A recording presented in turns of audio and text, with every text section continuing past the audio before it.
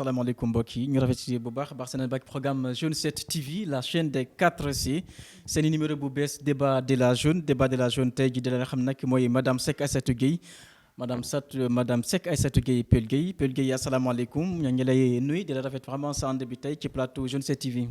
maaleykum salaam ñu ngi fay nuyoo monsieur Mané di nuyu waa Zone 7 TV rajo 4C yi. di nuyu télé 4C yi. di nuyu équipe technique bi ma fekk yëpp. jërëjëf Peul Gueye nag moom conseillère municipale ci commune Bambilor actrice du développement la tamit nekk tamit responsable politique foofa ca ak Kër Ndiaylo madame Seck Peul Gueye ñu tàmbali waxtaan ak jàngoro ji di coronavirus xam nag moom moo leen ba àdduna yëpp rawatina fii ci Sénégal tey jii lan mooy sa gis-gis wàllum gestion coronavirus sur le plan national d'abord lan mooy sa gis-gis ci feebar bi jàngoro bi ñuy woowee coronavirus. waaw jàngoro bi ñuy wax Covid 19 moom wax dëgg yàlla dañuy wax ni dafa lëmbee àdduna bi ndax nekk na la nga xamante ni tey phénomène la bu suñu borom wàccee mu nekk la nga xamante ni dafa impacté fépp ci monde entier bi laa wax rawatina ñun Sénégal bi nga xamante ni peut-être suñuy moyen demewul noonu tey corona bi ñëw bloqué économie bi yëpp bloqué circulation bi laa wax économiquement dara doxul. kon jàngoro bi nekk na phénomène ba nga xamante ni jaaxal na àdduna jaaxal na ñëpp. tey jii commune Bambilor am na ñett cas officiellement Ndiakhate Peul am na benn cas Kër Suuf fii ci Bambilor am na benn cas barki Demba Ndiaye Gorom tamit am na cas bés bi ñu fi détecté ba confirmé ñu nañ ko médecin chef bu Sangalkam tey lan mooy sa gis-gis justement gestion au niveau communal en tant que conseillère municipal est-ce que sa xel dal na tey ak mesures yi ñu jot jël lépp wàllum xeex bi jàngoro ci plan communal bi. waaw boo xoolee ci plan communal bi mesures yi ñuy jël des na. parce que li tax ma ne mesures yi des na ci plan communal bi ku ne xam na ni jàngoro bi ni muy contacté dafa doy waar te ñun ni ñuy dundee yàlla moo def ñuy dunde noonu parce que dañuy vivre en famille tey am na mesures yoo xamante ni bu ñu ko jëlulee rek kenn ñaanu ko yàlla boo xafee mbas mi dafay gën a propager ci population bi tey mesures yi ëpp solo c'est des mesures d'accompagnement yi ñu war a defal population bi bien vrai que gis naa ni def nañu benn acte parce que ñu ngi tëj marché yi ñu ngi veiller surtout ci heure couvre-feu bi gis naa ko ñu ngi ciy veiller bu baax ci suñu zone bi mais accompagnement bi nga xamante ni dañoo war a fekk population yi fi ñu dëkk accompagner leen mesures yooyu moo des te loolu moo ëpp solo ci loo gis parce que nit ki boo koy toogloo di ko utloo heure dafay fekk maanaam olof Njaay li muy wax ne bala nga ne naam ne fa tey am na ci ñoo xamante ni mënuñu xëy te génnuñu pour ñu am seen dépense ñooñu tey marché ba la ñu yaakaar tëj nañ marché ba c'est vrai mais tey man bu ma jëlee exemple ci marché Kër Ndiallo bi ma dëkk amul sax nombre de personnes bu war a mën a tax ñu tëj marché Kër Ndiallo mais comme tëj nañ yeneen marché yi normalement dafay valable ci marché Kër Ndiallo ñu tëj ko. maire loolu la waxoon nee na mesure bi décision bi c'était justement au plan communal du Bambilor kese mais commune yëpp marché commune yëpp la ñu doon. effectivement parce que bi ñu tëjee Bambilor dégg naa ni tëj nañu marché Sangalkam tëj nañu marché Kër Ndiallo mais tey loolu nekk na mesure ba nga xamante ni jël nañ ko jëloon nañ fi beneen mesure ñëw di tëj magasin yi de 11h. 11h midi la ñuy tëj magasin yi. ba 19h loolu tey nekk na la nga xamante ni ci mbas mi nga xamante ni moo fi nekk nekk na la nga xamante ni nekkul la nga xamante ni ci benn côté arrangé na population bi parce que ñi nga xamante ni dañuy xëy dem marché bu ñu xëyul dem marché ñooñu dañu am lu ñu yóbbu seeni kër ñooñu il faut ñu xalaat leen. ñooñu il faut ñoo xalaat parce que am na ñoo xam ne am nañ dépense bu ñu fanaanoo am na ñoo xamante ni au jour le jour la ñuy dépense ñooñu dañ leen war a xalaat ñooñu tey bu ñu leen nee du ñu dem marché bi mbala du ñu lal ci buntu kër bi mbala du ñu def lii ñooñu naka la ñuy def te est-ce que loolu ñu def noonu ndax tax na mbir mi amul fii waaw mbala déet parce que ba ñuy tëj marché yi je ne pense pas que ni bu fekkente ni am nañu cas benn cas la ñu am tëj nañu marché yi terewul kaa yaa ngi am parce que répété nga léegi fële am na. gorom de waaw. gorom de amaat na. tout cas bu bees. voilà kon il faut que ñu saytuwaat mesures yi ñuy jël vis-à-vis ci population. wàllu mesure d'accompagnement justement moo tax mairie yi génn lu toll 80 millions de francs CFA yow conseil municipal nga war nga xam mbir mi. waaw dama ko dégg rek ñu ne mairie jël na. 80 en tant que conseiller municipal. waaw dama dégg ne mairie am nañu 80 millions yu war a dem ci population bi. mais est-ce que population yi ndax impacté na population bi ci xam naa ni je sais que ni yëg seegul ci population bi. Kër Ndiallo yéen gisee leen. non gisaguñu dara lu ñëw. waaw bu fekkente ne 80 millions yi ñëw na impacté gul population bi démb def naa tournée li nga xamante ne entre Kër Ndiallo Kounoune Kër Daouda Sarr Cité. def naa tournée population bi ci boppam ñoo wax ma dégg nee nañ gisaguñu lenn lu ñëw ci ñoom. à part la ñu fa andi démb te loolu bonne volonté yi ñu def la pour andi leen ko. kon dafa mel ni yow sa xel dalul wàllum distribution aide alimentaire bi ci sur le plan communal. ah mais mën na jaar yoon mën na bañ a jaar yoon parce que comme moom distribué gul foofu mënuñu fa wax en tout cas man la nga xamante ni moom laa doon conseiller maire.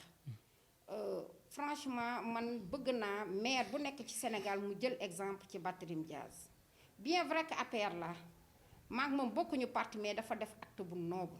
mooy lan. mooy tey jël na tant de millions def ko ay denrées alimentaires jox ko population. mais loolu xaalis askan wi la ñoo ko moom. mais xaalisu askan wi nit ñaa ngi ko moom te kenn du leen ko jox ñu def ko seeni poos mais ki am xaalisu askan wi delloo ko askan wi kooku dañuy saluer la mu def. jël salaire am jox population seetul ku mu koy jox kii la koy war a jox mbala kële la ko war am na ñoo xamante ni dem nañ ci ñoom ñu ne ko ñoom am nañu mais mu ne ko am nga sa mbokk bu jege boo xamante ni amul suukar mbala amul ceeb demal nga yónnee ko ko fu mu toll nii dem na ba nga xamante ni waxuma commune am moom jàll na ci yeneen communes yi parce que dañu koy jox koo xamante ni moom peut-être am na ko mais dafa ne ko seetal sa mbokk bu la jege bu ko amul nga jox ko. kon nga yaakaar ne 80 millions yi mairie yi war a dégager juste moom bu ñu ko jàll si yoon commune Bambilor ku nekk war nga gis sa bopp normalement. 80 millions yi bu ñu ko dégager teg ko ci yoon kenn ku ci nekk war na ci mën a gis boppam parce que lii nga xamante ni phénomène bi nga xam ne suñu borom moo ko fi indi man gis naa ni kenn waru ko politiquer. parce que lii lu fi yàlla wàcc la. nekk loo xamante ni peut-être kenn xamoon na ni tey suba nii la fiy demee. nekk na loo xam ne bett na ñëpp. kon ñëw na. président Macky Sall am na lu mu def am na ay actes yoo xamante ni génn na ko mu war a ñëw ci population bi mu jox mairie ay faveur ñu war a jàppale seeni population man pour man war nañ ko war a mën a génne jox ko askan wi. Peul Gueye nga nekk tamit justement conseillère municipale actrice du développement Kër Ndiaye Lo tey lan mooy sa taxawaay sa contribution wàllum xeex bi jàngoro coronavirus. waaw xam nga ñun boo xoolee li ñu war rek la ñuy def. naam la nga xamante ni am nañu yéene sax mu dem ci population bi ñi ngi tàllal suñu borom loxo bu ñu ko amee dañu koy ñëw delloo ci population bi la nga xamante ni tey askan wi dañuy toog dañu xaar politique dafa nekk la nga xamante ni wax naa ko c'est pas évident à tout moment yaa ngi yëkkati nit ñi nañu def nii nañu def nii nañu def nii parce que damay wax ni nit ñi bu ñu jógee topp la du juddu du taar du dara yaakaar moo tax ñu jóg topp la tey am na foo xamante ni population bu ñu fa tolloo ñun ñoo war a dem vers les populations fekki leen parce que boo xoolee ni yow la ngay yóbbu peut-être du dara mais am na ñoo xamante ni dara la ci ñoom parce que bëgg nañ ko te amuñu ko démb ñu jóg ak moyens yi ñu am peut-être bariwul mais jóg nañu dem fekki population bi fa ñu nekk yóbbu leen la ñu am te envisager nañu laneen bu ñu ko amee tamit ñu dem yóbbulaat leen. mooy lan ngeen di envisager justement. waaw démb. Je pense yóbbul nañ leen savon madar eau de javel et tout au moins c'est des produits antiseptiques pour ñu mën a nettoyer parce que ku ne xam na ni Covid 19 bi cet la laaj il faut que ñu am cet gi bu baax gis nga sànq bi mooy dugg si maa ngi gis ngeen defal ma gel parce que loolu dafa jaadu mais am na kër yoo xamante ne tey boo fa demee amuñu gel bu ñu defalaatee. fagaru moo gën bëgg nañ ko te bu ñu sañoon moyens yi war lépp ñoom dañ koy am ci famille mais am na ñoo xam ne boo demee amuñu gel bu ñu la jox te comme ni nga ko waxee rek toujours fagaru moo gën faju. moo gën faju waaw. il faut mieux prévenir justement que de guérir. est-ce que démb li ngeen def démb sànq yaa ngi ko wax est-ce que yaakaar nga ni vraiment ça suffit réellement est-ce que doy na justement pour askan wi. li ñu def démb doyul parce que boo xoolee Kër Ndiaye Lo man boo xoolee moitié Kër Ndiaye Lo laa dugg li ma tourné yépp ci moitié bi laa dugg ndax maa ngi dugg ci côté droite bi côté gauche bi dugguma fa benn yoon kon doyul boo xoolee la ñu dugal Kounoune Ngalab c'est pas suffisant Kounoune la même chose kon doyul la nga xamante ni muy besoin population bi mais nag Olof Njaay dafay wax ni daañu dajul suuf tey tamit ku nekk booy dem ci jéego ba nga mënee rek ngay dem góorgóorluwaat utiwaat rek bu ñu ko amee delloosil ko te ni nga def démb sax en principe loolu mission maire la maire moo ko war a def lu tax yow nga gis ni nécessité la yow nga def ko à la place du maire. waaw xam nga bu fekkente ni Covid 19 bi def nañ 2 mois bu ma juumulee. bi mu amee. ba tey le 2 mars def na 2 mois. leen te boobu ba tey gisuñu benn appui boo xamante ne maire ñëw na vers les populations. fan Kër Ndiaye Lo wala. Kër Ndiaye Lo même bu fekkonte ne tey maire ñëw na vers les populations ñun suñu devoir la pour ñu ñëw vers les populations jàppale leen loolu suñu devoir la d'autant plus gisuñu kenn ku fa ñëw def fa acte bu mel noonu. kon laaj na ñu jóg gën a laxasaayu gën a góorgóorlu ñëw pour jàppale population parce que tamit bakkan dafa fort. Peul Gueye ñu wax ko wàllum gestion communale bi maanaam wàllum gox bi ëpp na léegi ñaari at bu ma juumul. mosoo fi teg sa tànk ñëw vote budget conseil municipal bi. lan moo ko waral exactement te nga nekk ba léegi conseil municipal ci commune Bambilor. waaw xam nga li tax ma arrêté sama tànk ci commune Bambilor en tant que conseil municipal damay wax ni conseil boo jógee ñëw sa population moo la yebal. boo ñëwee ci conseil bi da ngay défendre pas ñëwoo ndax yow sa jëmm ñëwoo ndax sa intérêt personnel dañu ñëw ndax intérêt population moo ñu tax a yóbbu ca conseil municipal bi tey conseil municipal bu dem ba nga xamante ni maanaam yow conseil bi boo ñëwee dañ lay agressé parce que am na fa dañ ma agressé publiquement agressé ñi ma àndal ba principal laa nekk ak ñoom def nañ fa presque une semaine ñu hospitalisé leen opéré leen. fii ci mairie Bambilor fii ci mairie Bambilor. kon tey man dama nekk yaay jàmm nekk jaboot ñëw ci conseil municipal boo xamante ni dañu war a taxaw boole suñuy force maanaam taxawal askan bi bu ñu demee ba nga xamante ni conseil municipal bi maanaam li ma lay tuddal ci gàttal daal mooy moom la ko neex rek lañ fay wax keneen du fa wax lu ko neexul ku ko fa wax maanaam sa gémmiñ dina xonq te du xaw ma du doon lan te man je me disais que ni jaru ko en tout cas jege population bi ñoo ngi ci liggéeyal population bi ñu ngi ci bu ñu demee conseil ñu ngi ak population bu ñu demul conseil ñu ngi ak population. est-ce que xam nga ni boo def ñaari absence conseil municipal maire am na droit ñu adressé la explication maanaam nga indi leen preuve boo ko deful moom am na sañ-sañ tamit en tant que maire justement engagé benn procédure de remplacement maanaam sa second bi. postulant bi mu ñëw remplacer la est-ce que loolu tamit tey pare nga ci ndaxte ñaari at teg ko sa tànk tamit mairie bi. am na ci droit mais demandé gu ma joxaguma note pour demande d'explication. ñaari at boobu ba léegi. ba tey joxuñu ma benn note pour demande d'explication buñ ma ko joxee dinaa leen expliquer le pourquoi. lan mooy le pourquoi bi ma agression bi. mooy agression bi. parce que en tant que jigéen tamit duma dem foofu ñu may agressé. boo demee ñu yàq sama benn bën wala ñu damm samay bëñ. lu may wax loolu ñaanu yàlla nag lan moo andi justement agression bi. agression bi li ko andi. parce que tamit nit tamit mënu xëy nii nag ñëw sama Peul Gueye di ko agressé. agression bi li ko andi mooy peut-être man ci conseil bi andi woon problème bi dama wax ni léegi bi ma ñëwee da ngeen ni seen émission 35 minutes. mais c'est valable pour tout le monde. keneen ku ñëw émission bi 35 minutes. exactement mais conseil municipal dafa am ñoo xamante ni dañuy xaabaabal wax 2 heures de temps mais man bu ma jógee ñu ne ma 10 minutes ngay wax boo posé maire question beneen conseil moo lay tontu boo xefee boo taxawul boo amul fit ñu dóor la mais loolu yóbbuwuñu fi ñun xeex andiwuñu fi dañoo ñëw pour défendre suñu askan. dañoo ñëw pour défendre population parce que ñaata nit ñoo la yebal nga ñëw. mais conseil ñaata ngeen justement. non y a 56. 56. lu tax Peul Gueye justement. pourquoi c'est seulement Peul Gueye qui a été victime de cette agression justement c'est important aussi. man je ne sais pas. 56 personnes. vous êtes la seule à être victime. ah est-ce qu'il y a pas de problème quelque part aussi. je ne sais pas bu amee problème tamit dégguma ko kon xam nga ni est-ce que tey maire bi vraiment il n'a pas été au moins doux avec vous 2 ans il n'a pas engagé vraiment la procédure pour remplacer lan lu tax mu noppi boobu ba léegi. je ne sais pas bu fekkente ni envoyé nañ ma lettre pour demande d'explication bu boobaa dama ci répondre. est-ce que tey pare nga justement pour rendre sa fonction bi pour sa postulant bi ñëw. non xam nga man sama fonction c'est pas le maire moo ñu ko jox.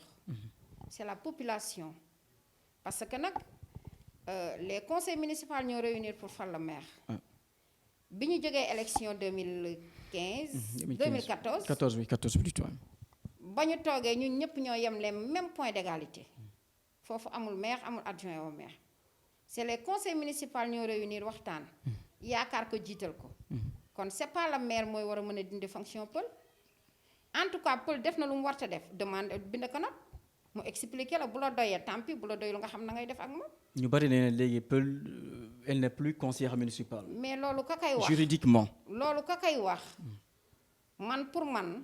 bu fekkente ni benn simple conseil municipal boo nga xamante ni tey ñun ba ñuy combat pour maire doon maire moom àndul woon ca combat ba ca beneen camp la nekkoon maanaam kooku du moom mooy wax man conseil la mbala duma conseil parce que je pense bien que ni conseil municipal yi tey ñun suñu liste ba ñu koy définir di ko taf ñu ngi ko taf préfecture kon pël conseil la mbala du conseil je pense bien que ni bu jógee ci le sous-préfet la war a jógee ñu jot note bi mbala la maire bindu note envoyé ñu ko demande d'explication ñu tontu mais man je ne vois pas conseil municipal boo xamante ni dafa ñëw dab ñu ci yoon bi parce que ànduñu woon mi ngi woon ci beneen parti conseil municipal boo xam dafa ñëw dab ñu ci yoon bi fekk ñu fi maanaam du moom mooy ñëw di wax ne kii conseil la mbala du conseil parce que seen intérêt personnel moo leen fa daj. À qui vous faites justement allusion Pël Gueye. kan ngay wax nii kan ngay tourner justement en tout cas wax bi kan moo ko moom exactement. en tout cas xam nga ku dégg sa bàkk rek di nga ko xam parce que fii lañ dëkk. waaw te ku wax rek jox xamal ni yow foo wax ji jógee borom yëg na ko waaw. ñu nee na boo gis Ndiagne Diop toog ñaari at il n'a pas adressé justement une lettre d'explication à Pël Gueye ndaxte Pël Gueye du danger pour Ndiagne Diop. waaw seen xalaat la ñu wax ndax ki nekkul danger waru leen a jaaxal. ku nekkul danger waru ñëw conseil municipal mais boo nee salaamaaleykum ku nekk defarwaat jël sa position fu ñu jàkkaarloog yow mu mel ni dañoo bu ñu dajeeg yow mu mel ni dañoo gis seen ennemi principal kon loolu danger la ku nekkul danger du déranger te man xam naa dama leen déranger à tout moment. xam nga ko. waaw xam naa ko baax. ba léegi yaa ngi taxaw sa tant que conseiller municipal bi ba léegi yow. ba tey jii dara dindiwu ko. ndax gisuma lenn lu ko dindi jotuma benn note bu ko dindi. D'accord mbokk yi ñu fàttali justement tey nag ci plateau débat de la journée numéro bu bees bi ñu recevoir fii ci plateau bi conseillère municipale commune Bambilor nekk tamit actrice du développement responsable politique ca Kër Ndiaye Lo Pël Gueye justement madame Seck wax ñu lan mooy sa relation yow diggante mag monsieur le maire Ndiagne Diop d'abord sur le plan professionnel ak sur le plan personnel. non maag moom monsieur le maire suñu relation amuñu benn xaar ma yàlla maag moom avant.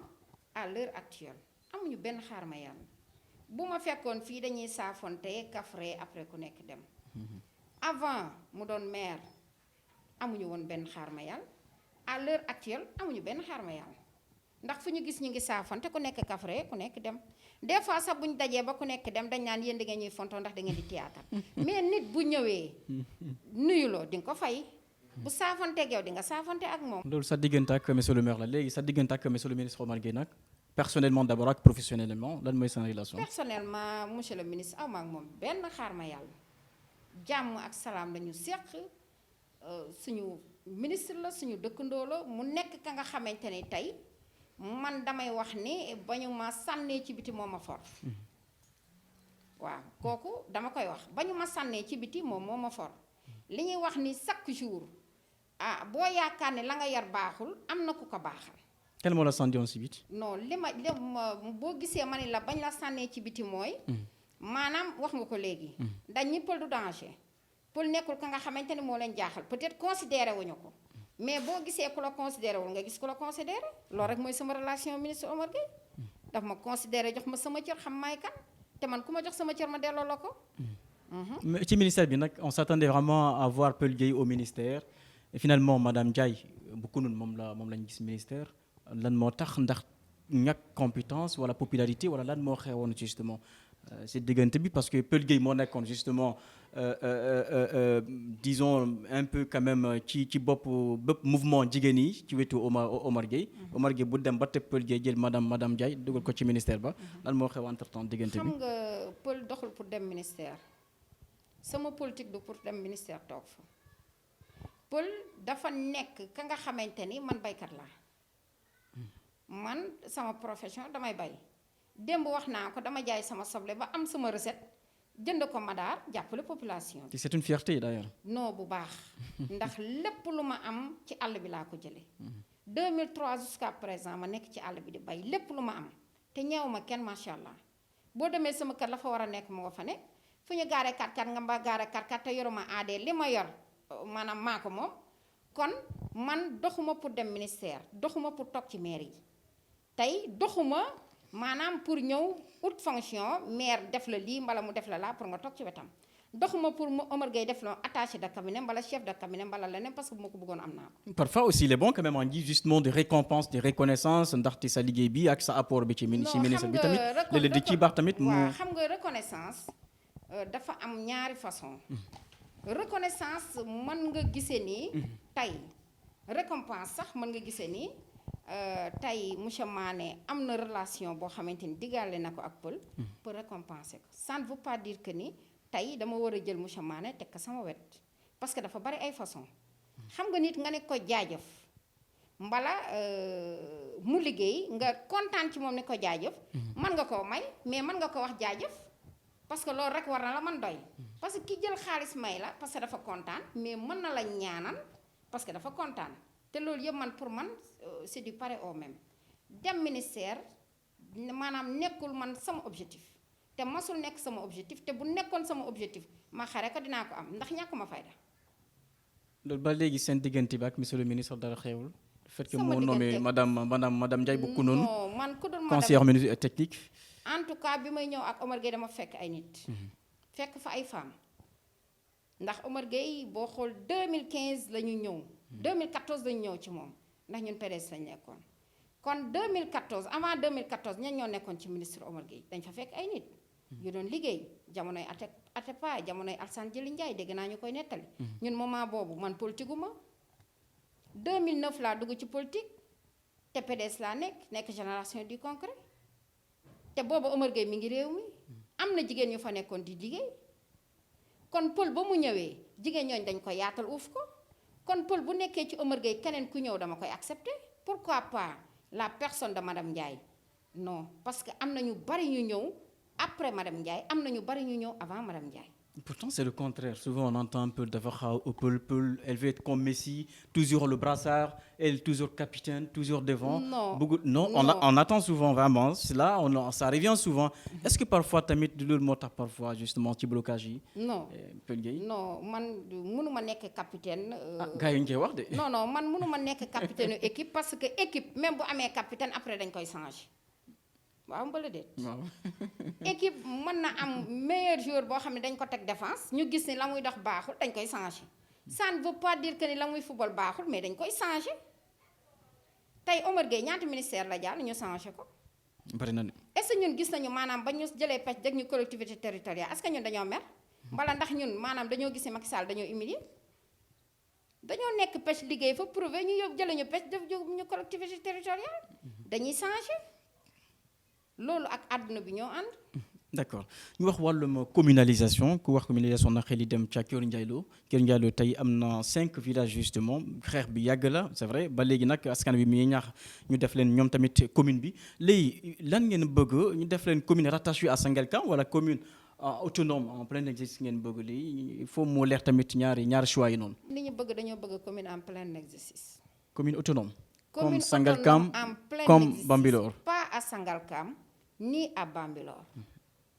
pas à Sangalkam ni à Bambilor dañu bëgg commune en plein exercice chaque jour nag dafa am dañ ni bu lii amul am na la ca des bu fekkente ne mënuñu am commune en plein exercice dematuñu Bambilor parce que dañu tëb commune di dem commune bu dee commune administration kese la nañu bàyyi Sangalkam parce que mënoo tëb commune frontière Sangalkam nekk fi ñu ñëw Bambilor c'est ça.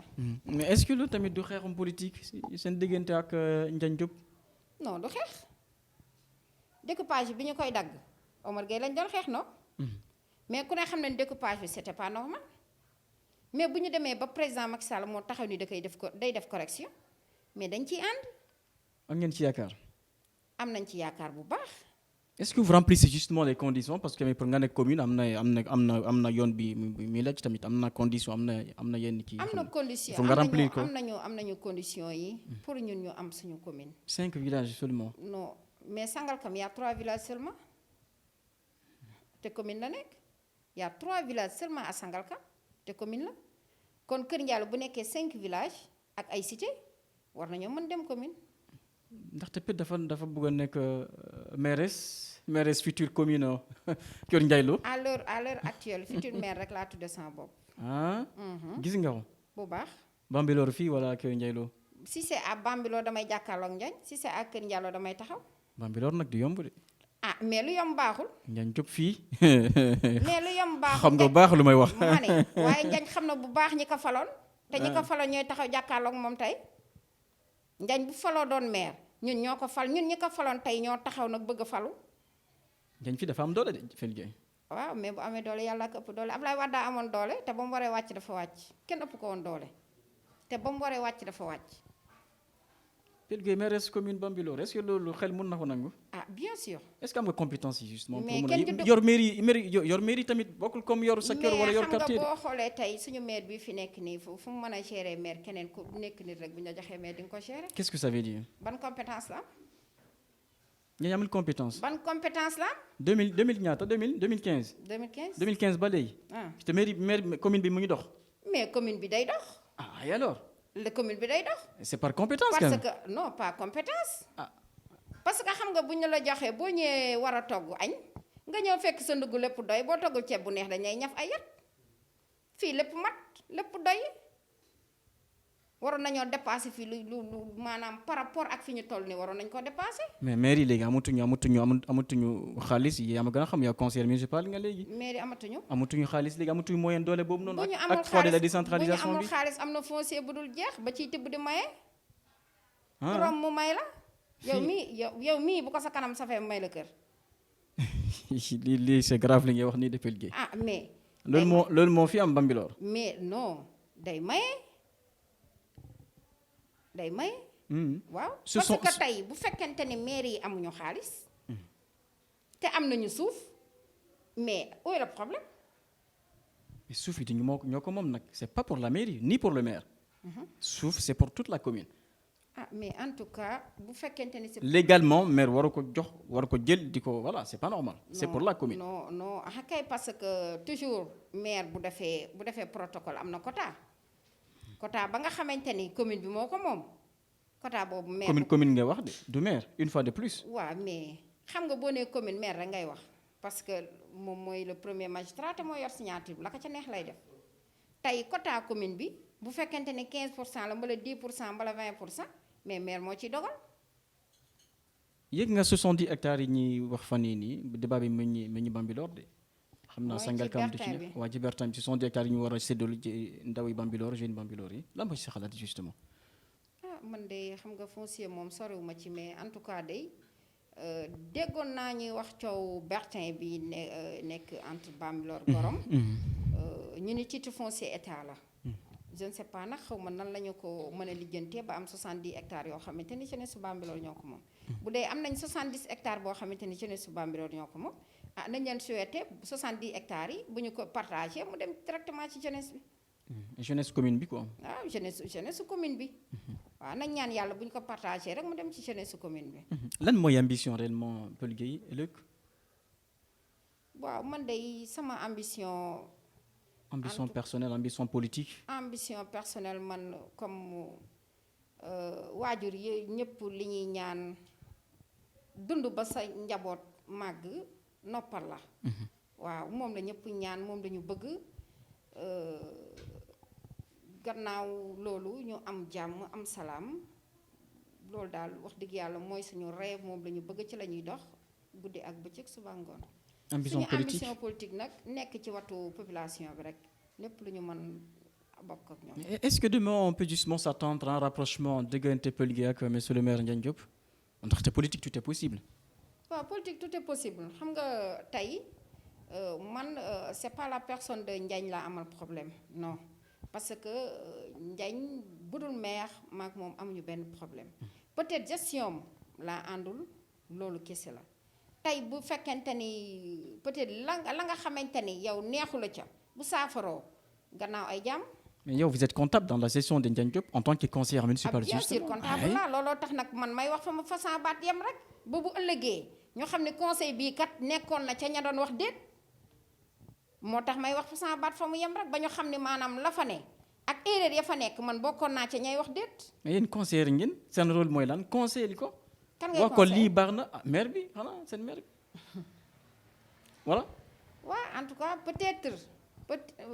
peut-être moom am na conseil yu muy déglu ay conseil am peut-être mi ngi déglu seeni conseil di ko jëfe ah loolu la mais man day wax dëgg yàlla jotuma ci moom mbala kii ma ba war ko man jox conseil boo xamante ni loolu lay def.